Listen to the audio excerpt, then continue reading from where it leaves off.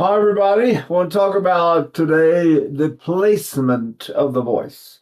It's a word they used to use. Where does your voice resonate? A lot of singers sing up here. A lot of singers sing down in the abdomen. But the result is always a raccolto, they call it in Italian, a collection of resonance that happens right up here someplace, and we have to find out what is the best placement for your voice. Not always easy. There are a lot of possibilities, and we can't exactly ask Enrico Caruso what he thought his placement was, right? All we can do is listen to these great singers. But now, let's talk about it for a minute. Let's say I sing breathy. Unforgettable. Well,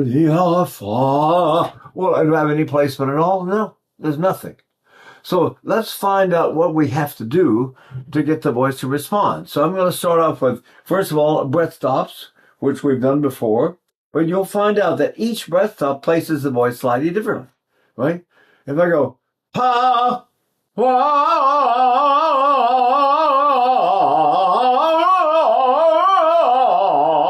so some things are forbidden, absolutely.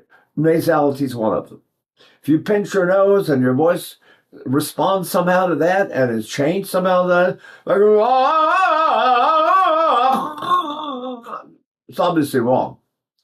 And a lot of people think that the nose helps you penetrate the big orchestral sound, and they love to use the word focus. Well, you tell me, does this thing work better because I make a big sound back here and then focus it through that little hole? Or does it work better this way? Somebody said the true mouth of a singer is the pharynx. It's not that shape. It's sitting here in the back of your neck. So let's try that as a breath stop and see how it places the voice. Pa,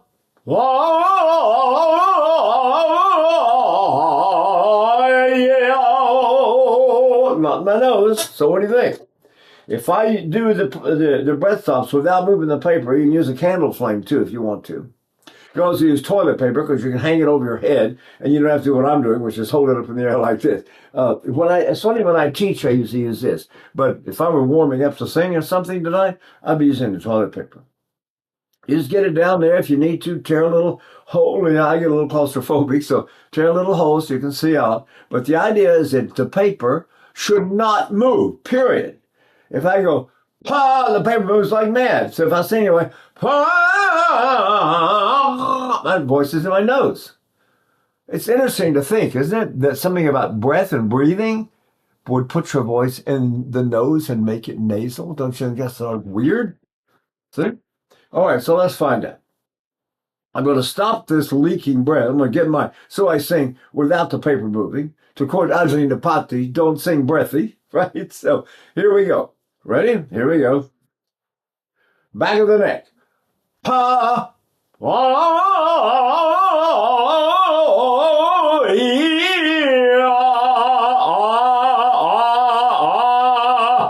right, what's the place in my voice? As opposed to the lips, remember? Pa.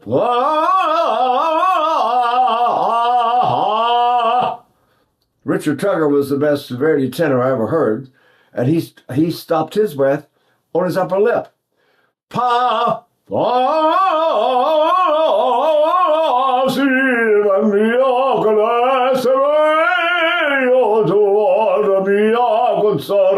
other words, you stop it here.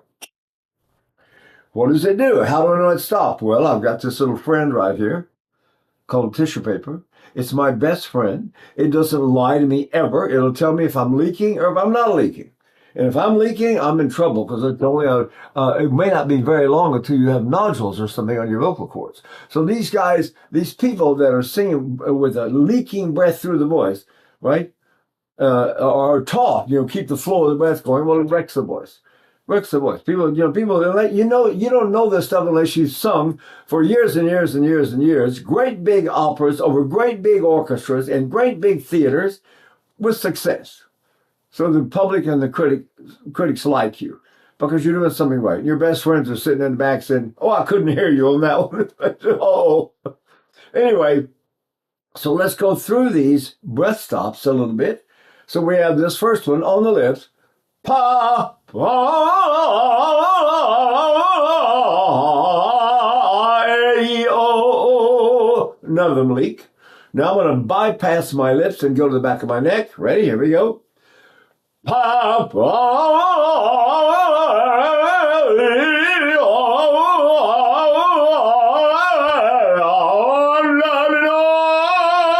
it's not leaking. See? All right, let's go now to Richard Tucker. Upper lip breath stop. Ready? Here we go. Pa,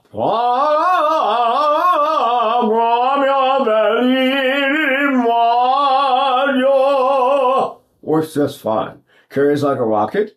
No problem. Penetration. And you use the muscles in your belly and your rib cage, so you need to get at least a little bit in shape. I'm 87. I just had a birthday. And I find the muscles aren't there anymore. Where are they? That's good. Anyway, what we're after is an idea of placement of the voice. You'll notice that this one, that all of them place my voice forward, but one of them is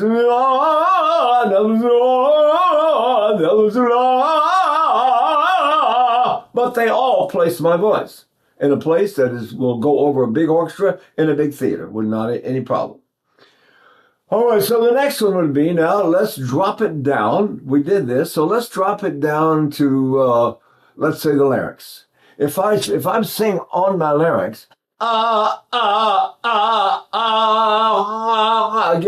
it's a glottal stroke in the front of the throat, really in the front of the larynx, and the sound can fool somebody.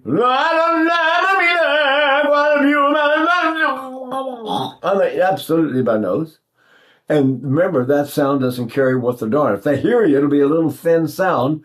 We need what the Italians call chiaroscuro, clear dark. We want a clear metallic sound, but we want it to have a nice mellow roundness to it of some kind. And that's usually breathing. So now at some point we'll try to get into deep breathing with all of this, right? You sure don't want to be shallow. All right, so I'm gonna now get behind this glottal stroke. It's in the front of my throat, and frankly, it'll damage your voice over not too long a time if you do it. So I go, ah, ah, ah. Now I'm going to go behind it. Listen. Ah, ah, ah, ah, ah, ah.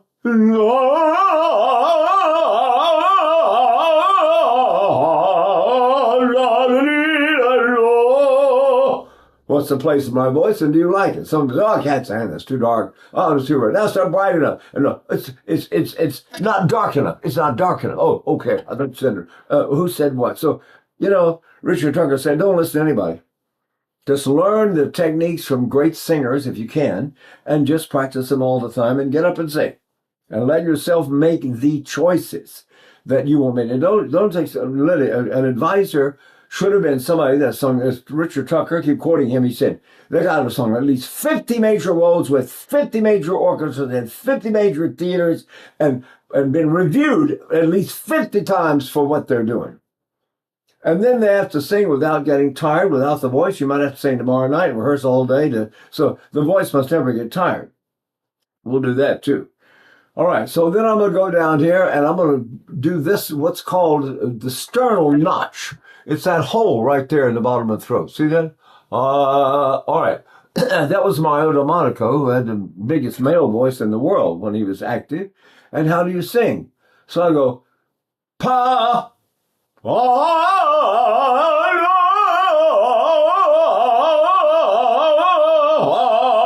Where's my placement? Remember?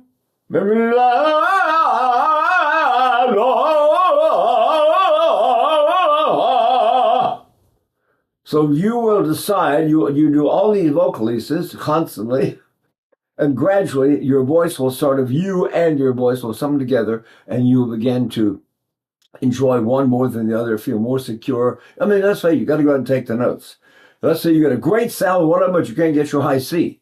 Well, then you got to do another one that doesn't maybe sound as good, but gives you your high C. So these choices are made all the time. All right, so you heard Delmonico. Now let's do a much more traditional one, which is right in the center of the chest. Tetrazzini said, take a deep breath, The first drop of air goes down in the lower rear quadrant of your lungs. You fill up your lungs from the bottom to the top. Then you lean the air column over against your chest the way you would lean a ladder against a wall. See?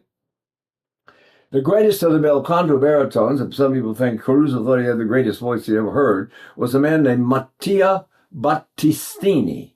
And he was the superstar baritone in the Tsar's private opera in St. Petersburg, Russia. So he had a huge career, sang till he was 78 years old. They had a vocal problem. They asked him, "How do you sing?" And he said, "I press my chest." Well, is press a word that we would normally use? Pavarotti said, "Push, pull, like a here, pull, like a baby here. Push, push, push." I asked him, "Did you mean push, spinge?" He said, "No, no, I made a mistake with the word. Come si dice appoggiare? I said, lean. Lean. But it's really, I don't know what we use. We'll just use the word breast up. That was Lily Lehman's term, and it seems to make a lot of sense. So if I'm breathing in, and I want this to stop, what's this? Here we go. Well, you'll see the paper stop. You notice the paper's not leaking more, and guess where I did it? Right here. I went like this. So I go, if I do a noise, you can hear it. So some singers actually use noise when they warm up. Well, Corelli was one. Jerome Hines. There were any number of singers that used to roar and snore and God knows what. But the idea, you must know what it's doing. If I take a breath and I go, I stopped it right there. If I do that, I get,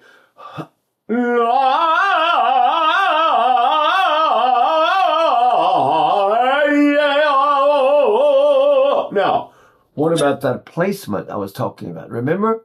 Where's my resonance when I do that? It's not just exclusively a baritone way. Tetrasini did it, and she was a coloratura soprano.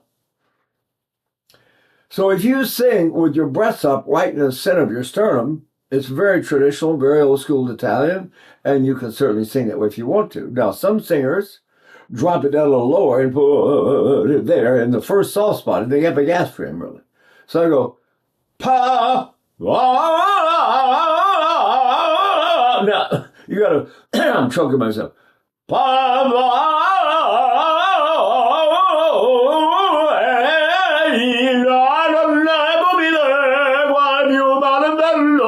Now, where is my placement compared to all these others? As Richard Tucker, which one shall I do? All the great singers are giving me a different one. Every time I sing for somebody, they give me a different breath stop. And Tucker said, I said, and including you gave me one also. And he said, look, we don't know right now where you are and at your age, and you're a young tenor, and we don't know. And so what you do is you do them all.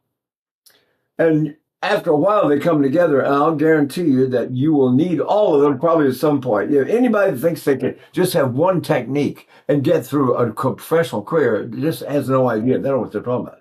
Most of the teachers have no technique. They have something, they teach things like the ski slope. Everything about it's wrong. The vowel is distorted, the throat's tight, it goes in the nose. But, I can sing that way. So the question is, if you're a teacher, you got kids studying with you, they've got to get up and sing their recitals to get a degree. But nobody says that they sing correctly. It's in the Caruso book. Never sing into the nasal cavity. It's that simple. In those days, it was absolutely forbidden. Nobody sang nasal cavity. So how am I doing? If I'm doing this one, I stop my breath right there, and now I've got, how many have I got so far? Think about it. See? So all of them work, and all of them are good, and I can probably give you the reference to where I got it, because I certainly didn't make them up, and I got them from great singers. Now, there is a way of analyzing. I made a video recently about the babies crying, because babies don't cry the way we do. They don't do up there like that, cry that way. They cry here.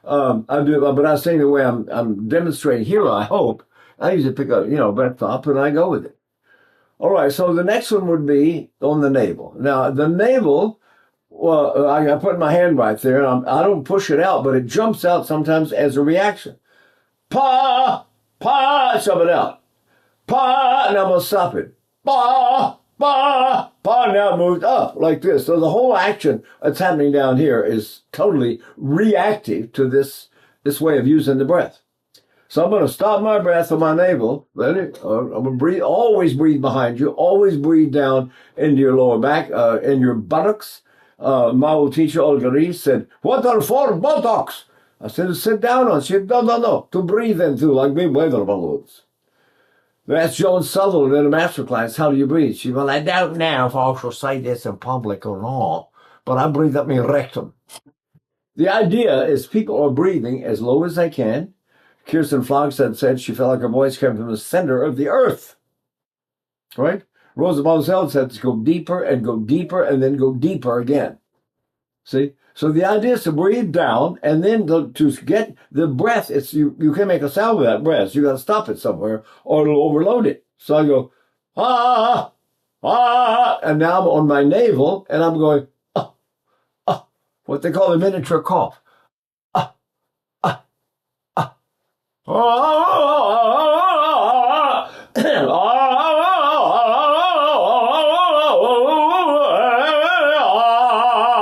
I'm right on my navel, right? And Pavarotti in the master class at Juilliard in New York said, "It's here like a baby, push, push, push." And I asked him after, I said, "You mean push? Spingere?" No, I made a mistake with the word, he said. No. Come si dice, appoggio. I said, lean. He said, lean. So you lean the breath, like Tetrasini said, I told you a while ago, which is like a ladder leaning up against the wall. But I'm going to do it here. I'm leaning my breath against that navel, or I do this, either one.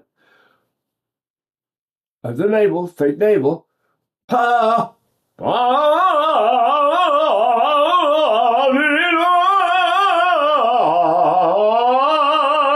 what's the placement?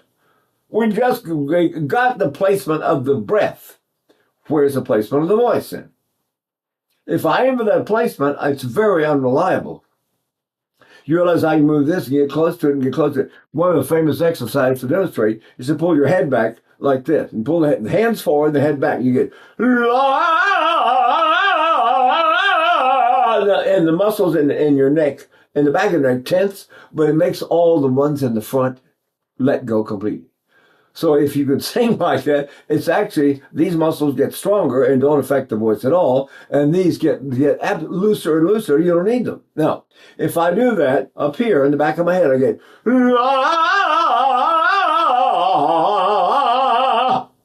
but what if I do the same pull, but I do it down lower? Let's say I pull it on my number 7 vertebra right there. Ready? Here we go.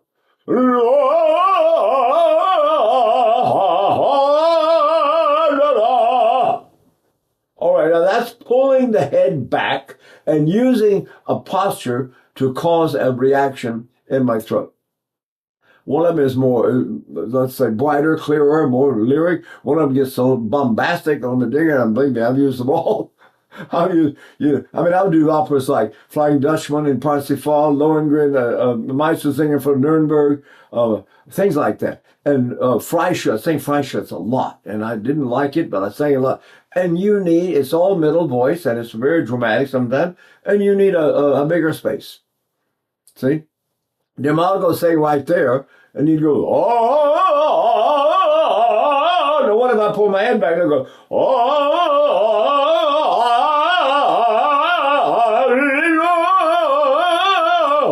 so it's very dramatic. If I did it, oh, you're a young Helden tenor. No, it was a lyric tenor that was bluffing the heck out of everybody. Well, I learned all these from great singers. I didn't make any of them up. So because it was a great singer that would teach you something like that, you knew it worked and you knew it was reliable and knew that you didn't get vocal cord damage. And damage is just awful. Corelli had a great, fantastic career, 25 years, a great singer. singing behind the glottal stroke. And then he was learning Otello, of all things, which is very dramatic. And he hit a note and blew his voice out and damaged a nerve and lost his voice. Lost his upper voice completely, which is, for a tenor, that's it. All right, so let's go on down now. We did the navel. Remember the navel? That's the navel. Is the sternal notch. I can go pa, pa. Wherever I stop my breath, I can sing, and it changes the sound and the placement, not only of the breath, but the placement of the resonance. Sometimes people pick a place, like right here. If I go, that's in my nose. I can't use this one. What I can do is go over it. It's a great line. I'm very aware of hum. So I can go over that and get my resonance located up here out of my nasal cavity. And then I simply don't let the emission of the breath change. Whatever I get to that, when I go, there it is,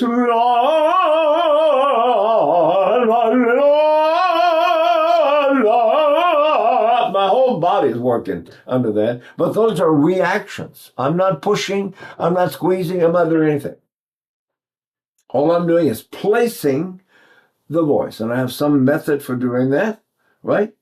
And then I go down. Let's say now I'm going to go down in my abdomen, right in the center of my abdomen. I go, pa, pa,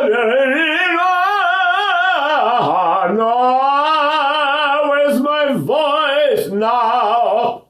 You can understand every word I'm saying. And I'm saying it right in the center of my abdomen. That means I'm going,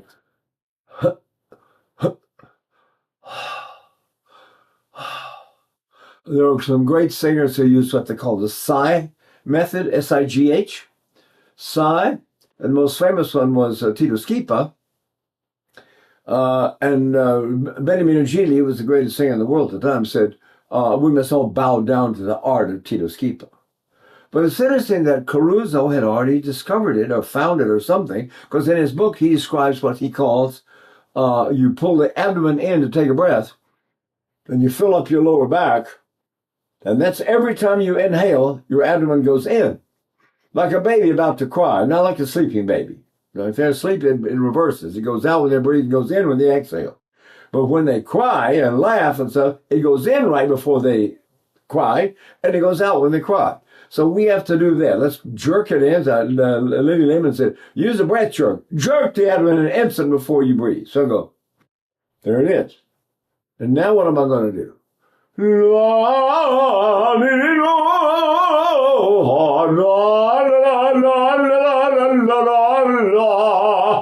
See? Where did I place my voice? That's all. If I do all these breathing things, and that is the whole part of the sigh is to go, and drop the breath on that spot in the abdomen. If I do that, let's say I'll do a happy sigh.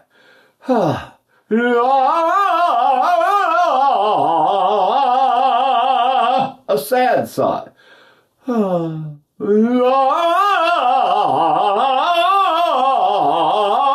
in my nose, and they're in the same placement, whether I'm happy or sad. So that sighing colors my expression, my voice, but it does not change my voice. Very reliable technique. And if you're doing something like Queen of Spades or Meistersinger, tenor part of Don Carlo of Verdi, I did the French version of Carlo. It's 5.5 hours long. Meistersinger is 5.5 hours long, and you sing the first note and almost the last note. You're big artists at the end of this opera. And, I did Queen of Spades by Tchaikovsky, which is a monster role with a madman racing around throwing things and going crazy. Very strenuous physically. But if you find one of these ways to take this sigh method especially, why would I don't want to get exhausted, so I'm going to sing, I'm going to sing something like that. Meistersinger. Morgenlicht leuchtet im rosigen Schein. Now what am I doing? Von Blüt und Duft geschwellt die Luft von allen Ohren, nie ersonnen, ein Garten lud mich ein, dort unter einem Wunderbaum von Früchtenreich behangen. And that sound will go over the 130-piece orchestra in a 5,500-seat theater without any problem at all. I haven't sung that for a while, and I might get it out. I love that thing. It's beautiful. But if I'm going to go, ba, ba, ba, ba, ba, ba, ba, ba, ba, there's another possibility. When I say, it closes my nose. If I say M, I go, ma, ma, ma, ma, ma, ma, ma.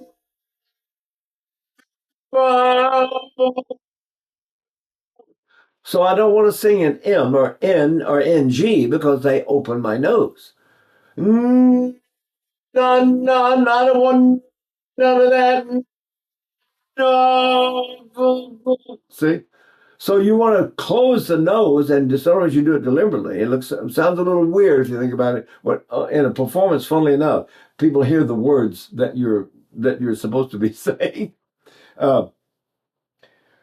Let's say I've got a bunch of M's. Ma, ma, ma, ma, ma, ma, ma, mango, mango, mama, mama, mama, I must mount the mountain. Well, how am I going to sing that? So I don't sing those M's. Nobody's going to hear them. If I do, they'll be down my nose and they don't carry. So I go, ba, ba, ba, ba, ba, ba, I must mount the mountain, mountain, mountain, mountain, mountain, ba, ba, ba, ba, ba, ba, ba, ba. Everybody hears mama and mountain. All right, go ahead, make fun of me, but Caruso did it. I figure I can do it too. In Manosco by Puccini, he's got a line where she supposedly answers and tells him her name. It's Mano Lesco mi chiamo. Ma, no, Lesco mi chiamo. So I've got all those nasal lines. What do I do? So I said, well, what did Caruso do? So I listened to her again. He goes, Mano Lesco mi chiamo. Mi chiamo? What language is that? Who cares? The voice was fantastic, right? And the people, by that time, most people know the opera anyway. But even so, you still understand Mano Lesco mi chiamo. You don't have to say mama.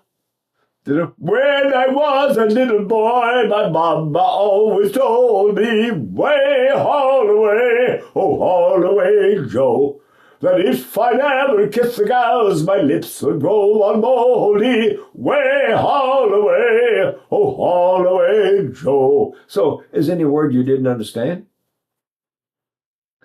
What do you do with a drunken sailor? What do you do with a drunken sailor? What do you do with a drunken sailor early in the morning? Hey, hey, up she rises, hey. I used to know all the sea shanties. They're such fun. But anyway, my point is that you close your nose and the voice carries like a rocket. It'll cover any orchestra in the world and any theater in the world.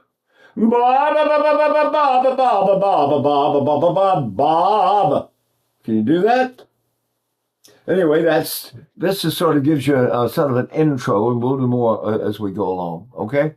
And always let me know if there's something specific that I listened. I'm a tenor. I'm not supposed to be here. I'm 87.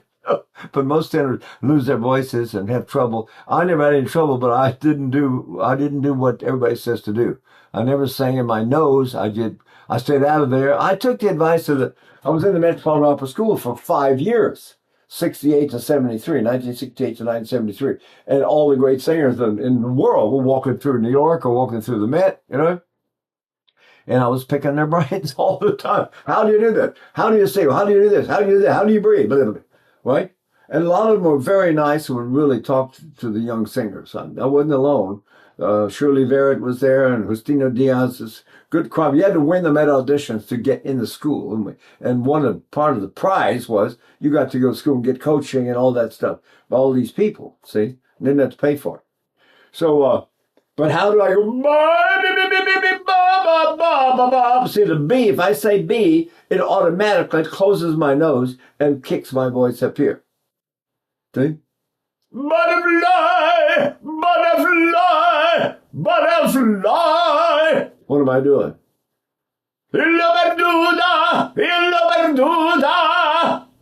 It's sitting right up there, and you can be dramatic without having to blow your brains out. See?